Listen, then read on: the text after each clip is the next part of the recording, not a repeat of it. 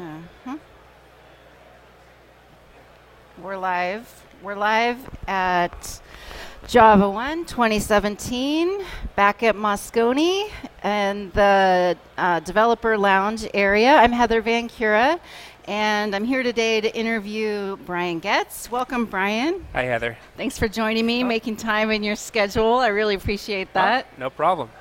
We've been spending a lot more time together recently. It feels like old days. Not only are we back at Moscone, but we've been interacting just like we were back in those days. Oh, yeah, there's a lot going on in the community. So tell us a little bit about the release of Java 9. That's really exciting, of course. You know, that just happened in September. The community was anxiously awaiting it.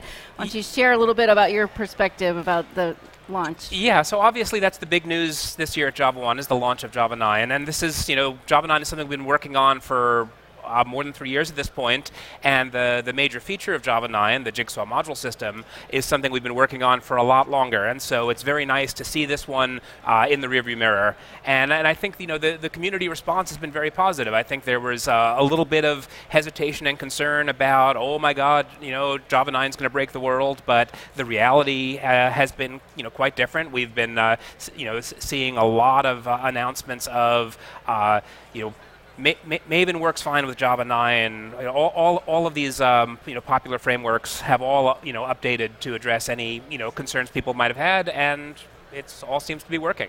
Yeah, actually, so last week when we were chatting, I heard about the hashtag that's going on Twitter was that works fine on JDK 9, yeah, right? Absolutely, and there were a lot of responses on that. So I think people are always afraid of change, but I think looking back on this one, I think this is going to be a really good thing. Yeah. I was really encouraged to see all the positive comments on that hashtag, so it was really exciting to see. And also the things that developers have been sharing with me is, it's more than modularity as well. So a lot of people just have put that, hat on it and think of it as that, but there are lots of other cool things. Yeah, there's over 150 new features in Java 9, and of course, that some of them are things that are way behind the scenes that that are only interesting to small niches. Some of them are new libraries, new frameworks, new protocol support. Support for Unicode, support for updated versions of security protocols. So there's an awful lot going on in it, but of course a lot of it is in the shadow of the module system, and so that's what people associate with Java 9. But there's quite a lot of work on behalf of quite a lot of people have gone into it. Right, it's impressive. So I know even before the release and the final release of Java 9 and the official product launch, actually you started announcing some things about what's coming next in the future for Java in terms of the delivery models. So why don't you share a little bit about that? Yeah, so we have a lot of big news on that as well, and that's also related to the Jigsaw module system. One of the reasons we did Jigsaw was it was taking a certain amount of pain in the present to enable us to move faster in the future. By encapsulating the internal APIs, it made it a lot easier for us to roll updates to the platform out faster. And so now that we've done that groundwork, we're able to move to a much more rapid cadence for doing Java releases. And so one of the things we're announcing this week is we're moving to an every 6-month cadence for major Java releases, each of which is a full major release that can have language features and library features in it. Mm-hmm. So that's going to be a big change both to the way that we internally work, to the way we plan product releases, and to the way people uptake Java. Right. And I know some people actually haven't picked up on that actually a lot of the groundwork was set up in Java 9. So I think that's a really interesting point that people have lost. So you've been setting the groundwork. It's not like, all of a sudden we've made this decision yesterday and we're now going to just move to a 6-month release cycle. Right. I mean, we've been wanting to move faster for a long time, and some of the impediments have been the the challenge of compatibly moving forward when so many popular applications and frameworks are using internal APIs. And so we knew what we had to do. It took a while to get there. It'll take a little bit of time for the community to catch up, but then we should be able to move a lot faster. And the next next version of Java after Java 9 is releasing in like 5 months in March of 2018. So we're really moving. Right. So it's Java 18.3. 18.3. JSR has already been filed. The JSR has already been filed, and we'll be filing the JSR for 18.9 fairly soon because, you know, we got to keep it moving. We're serious about that. Yeah. So we have been discussing OpenJDK and the JCP because, of course, you know, that's what I spend most of my time doing. Not all of my time doing, right? I'm more than the JCP, I think, as we were discussing earlier. So what maybe share a little bit with the folks listening here, you know, what we've been doing in terms of work within the JCP. How can OpenJDK and the JCP work better together, and what kind of things we might expect in the future to enable this release cycle to move a little bit faster? Yeah, I mean, a lot of people have made the assumption that OpenJDK and JCP are somehow opposed to each other and in conflict, and that's not really true at all. And each of these governance models has their strengths and weaknesses, and we want to play to the strengths of each, right? So OpenJDK is a wonderful place to do innovation. It's a wonderful place to get community engagement. Anybody who wants can show up. And so that's a really good place for us to be doing exploratory design and implementation. And the JCP is really focused on specification. And there's a lot of people who have been participating in the JCP for years who are experts on specification and vetting specification to make sure that it can be implemented independently. And so the process of do your innovation and your design in OpenJDK. When you think you have the right thing, bring it to the JCP. Make sure that the spec is all there, is suitable for independent implementation. The two work very nicely together. Mm-hmm. So maybe share, I mean, we're going to make a few changes kind of based on your feedback as well as some general community feedback to kind of make things a little bit more efficient, but like what kinds of things are we looking at? Yeah, so the JCP has been around for 20 years, and it was designed at a time when all development was done in the closed, which isn't true anymore, and it was designed at a time when development was done in a more waterfall model, which also isn't true anymore. Right. And so we're making some, fairly minor updates to the, to the process to make it, help it move a little bit faster, help break the waterfall nature of it a little bit, and part of that is moving the less predictable work to OpenJDK where things can spin much faster and where we don't have to commit to when something's going to ship. We can decide we're going to work on it until it's ready, and then when we think it's ready, then bring it to the JCP for specification, standardization, and vetting. Mm-hmm.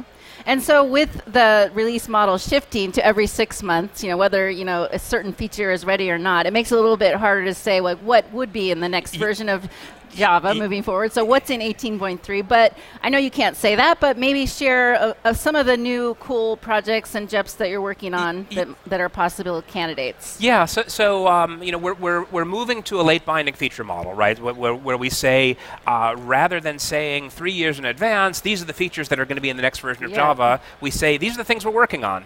And when they're ready, then we'll book a ticket on the next train, right? And with trains leaving frequently, the risk of, it's not quite ready, we'll have to wait to the next train is actually not so bad. 6 months is not a very long time. So, one of the features I think people are going to be very happy about, this is actually one of the most frequently requested, Java language features, is type inference for local variables. And this is something that we're confident saying will be in 18.3 because it's already been committed, it's been pushed. Okay. And this is a feature that is popular in other languages that are similar to Java. C#, Scala, even C++ has it. Okay. And so, like I said, it's one of the most frequently requested features, and we looked at it and we said this is a perfectly good fit for Java, so we went ahead and did it. Right. Cool. Well, I'm really looking forward to continuing our work together and working with you to ensure that we have the next release of Java out in 5 months, you say, it's going to be a wild ride. And we're starting our week here at Java 1. So thanks a lot for making time for me today and sharing with everyone what's coming next in Java and telling us a little bit about Java 9 in the future. Always great to see you, and we'll talk later. Thanks a lot, Heather. Good to see you. And we're out. Can you help me turn this off?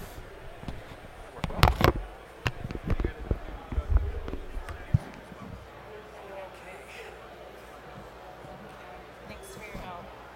You too. Stop. I think that was 11 minutes. Okay, perfect. Perfect. Yeah, thanks a lot. I know you're already in the other building. Yeah, I'm going to head over to Okay. I'll see you over there. I'm not in the keynote, but Char wants me to bring Mercedes and Jack. Oh, okay. All right. I'll be just hanging out, trying to get some work done there.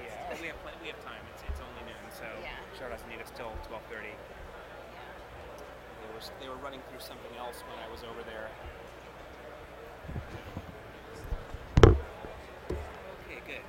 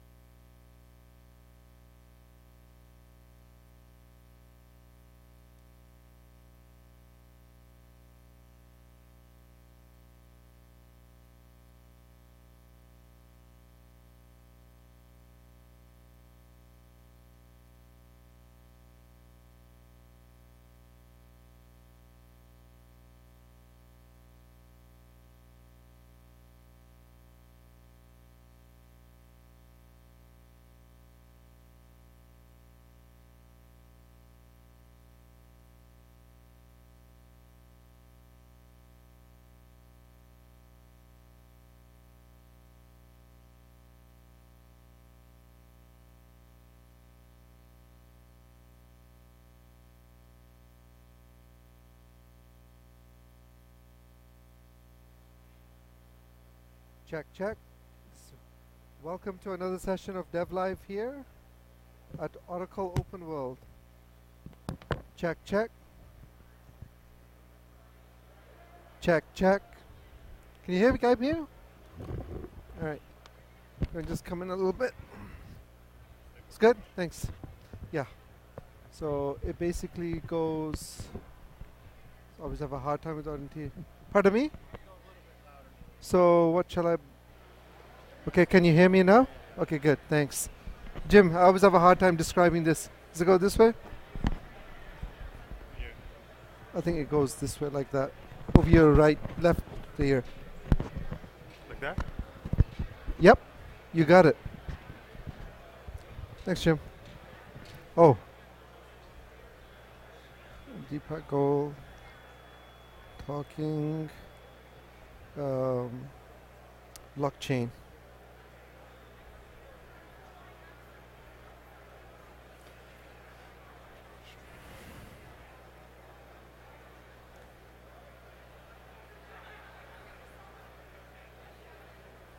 Okay, you good? Yep. All right. You want to just keep talking and just no, actually, if you can come in a little bit and just keep it straight, and you just talk to me, just so just say something. Hi Javed, how are you? Good, thank you. All right. Bump you up a little bit. All right. So with that, we will start.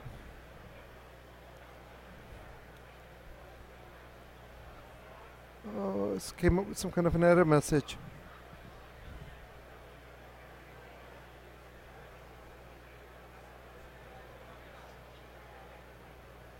I think it's going, so.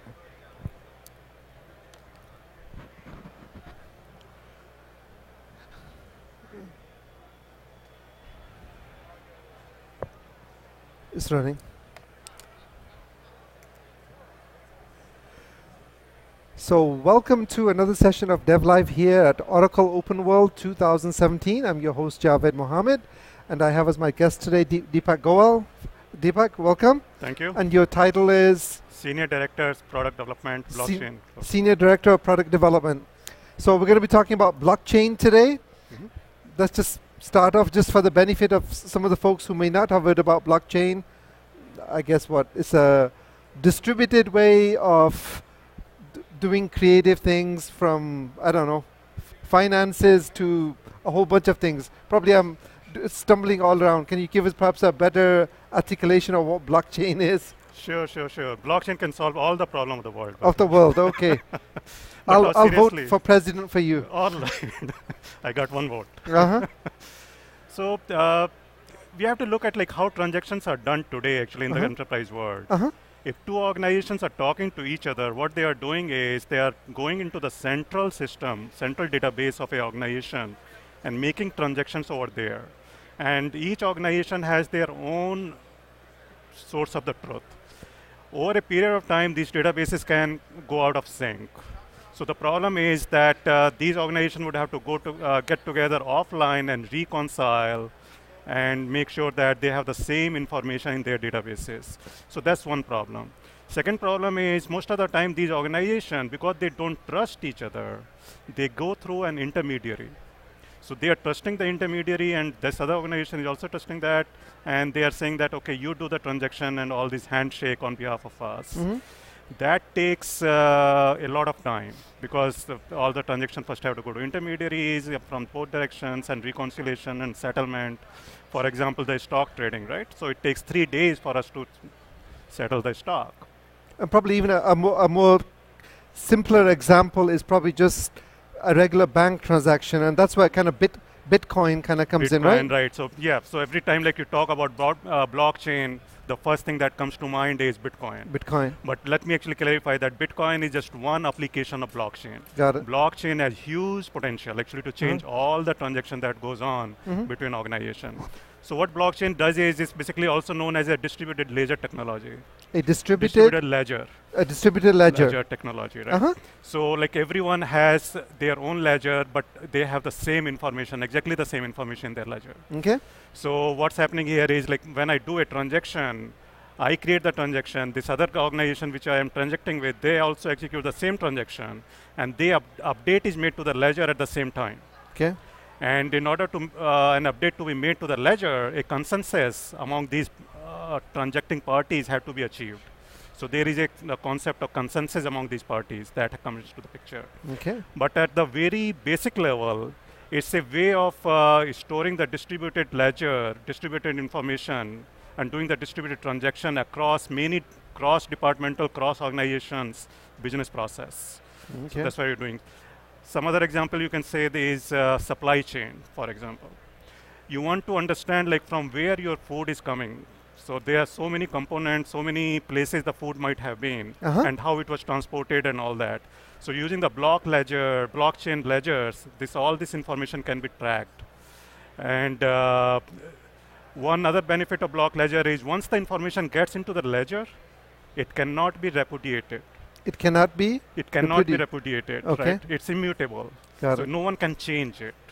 So even if like by mistake an organization makes a bad entry into the ledger, it cannot be changed. You can't cover it up. You can't cover it up. There cannot be anyone watching out there. All right. Okay, so that's, I mean, obviously the number of uses of it, just based upon your explanation, is very multifaceted. And as you said, it can solve maybe not world peace, but probably a lot of other issues. So tell us how Oracle kind of plays into blockchain. What's its plan? How does it fit in? What's the roadmap look like? Sure. So let's look at like what Oracle is. Oracle serves the enterprise customers. We have 430,000 customers, and most of these are enterprise customers who are running the mission critical business application on Oracle stack. So these enterprise customers have unique requirements as such from any technology that they want to use. Their requirements are like scalability, reliability. They want the performance, security. And security is actually of the topmost. Blockchain actually solves some of them. So what we are doing is we are creating a blockchain cloud service on Oracle Cloud, and we are making it enterprise grade. Okay. If you go actually in the open source and all that, you will find a number of blockchain implementation, but none of them really cater to the enterprise needs as such. Okay. So that's what we are doing here. So that's one thing. Second thing is Oracle has a very unique position with respect to application. Oracle has a very comprehensive suite of apps like HCM and Fusion ERP and supply chain and healthcare and whatnot, all those suite. What's happening is today all these applications are running in silos within an organization. I may have an ERP, you may have an ERP, but they are not talking to each other. So reconciliation and all those things have to take place. What Oracle can do, what we can do actually is we can have these ERPs application connect through the blockchain with each other. So I have a blockchain network on which my ERP is connected to, your ERP is connected to, and third-party ERP is connected to. Now if I make a transaction, all of them have the visibility of what they need to see. So that actually can reduce all these business processes transaction time considerably. Okay. So like from days to seconds to minutes and so on. So basically we help through the blockchain application. We basically, what I heard you say was that we remove a lot of the silos so that all of these different, whether they be ERPs or other applications can communicate with each other. Right, and we call it like extending the boundaries of the enterprise. So like enterprise now doesn't have to be, enterprise application doesn't have to be siloed actually within one organization. It can be the cross business network. It can be distributed. And this blockchain can help increase the velocity of the business network and trusted environment. So how does Oracle's blockchain offering differ than what's out there from, I know you compared a little bit with the open source, which obviously isn't enterprise grade and doesn't have some of the features that customers would want, but how does it, can you position it with respect to what's out there in the market? Right. So first of all, we are providing this cloud service as a cloud service on Oracle Cloud. So this would be a platform as a service. Okay. So once customer comes, they have actually a blockchain network provision to them. Got it. So they don't need to worry about assembling all the components together, like peers and ordering service and consensus algorithm and ledgers and so on. Everything comes pre-assembled to them. Cool. They just click a button and they have the blockchain network running. So that way the customers can focus just on the business logic of their transaction, that is creating the smart contract, and not worry about any infrastructure details, the configuration detail and whatsoever. So that's one thing. It allows developers and ISVs, partners, everyone, to start developing the blockchain application and experimentation very quickly. So they can, within minutes, they can start running a blockchain use case, for example. The second thing is, for developers, again, we provide the REST API-driven development. Okay. So if you go to the open source implementation, all of them have these native APIs there. But REST API is well-known concept. Everyone can do that. We have the API management and catalog and all that. You just pick up the API from there, and you call the smart contract, business logic, and so on. So again, like very fast to do that. Third thing is the availability and scalability and enterprise. So that's enterprise grade of the blockchain. So we are really focusing on that. Our blockchain service offering, that's going to be highly available, zero downtime patching and all those things, as well as highly scalable. So you can have like hundreds of members in a blockchain network as such. and the correspondingly increase in the business transaction throughput. Okay. And you can add actually all these members dynamically to the blockchain. Okay, well that's some pretty comprehensive, exciting. So if folks out there want to learn more about blockchain and what Oracle offers, is it available now? Is it or where are things at, and how can they get more information about it? So we are in the early adopter program at this point. We are working with select partners and customers who have a very specific use case. They want to experiment with it and they want to implement it on our service. So we already have about 10 or 12 customers in the program. So if someone is interested, they can approach us, Oracle, through their account rep or through any means. And we can work with them in getting them the early access version.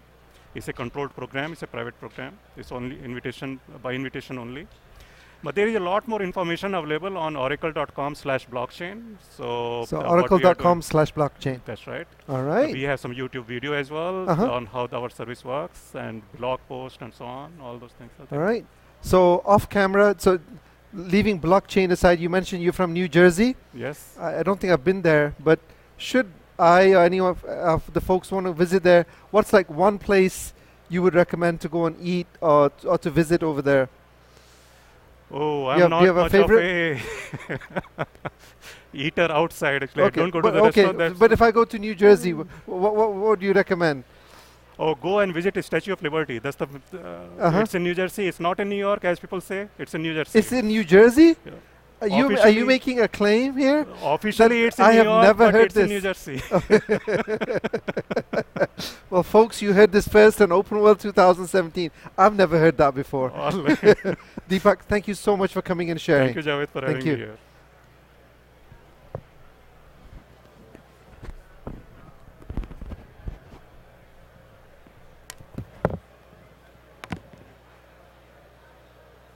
Bismillah.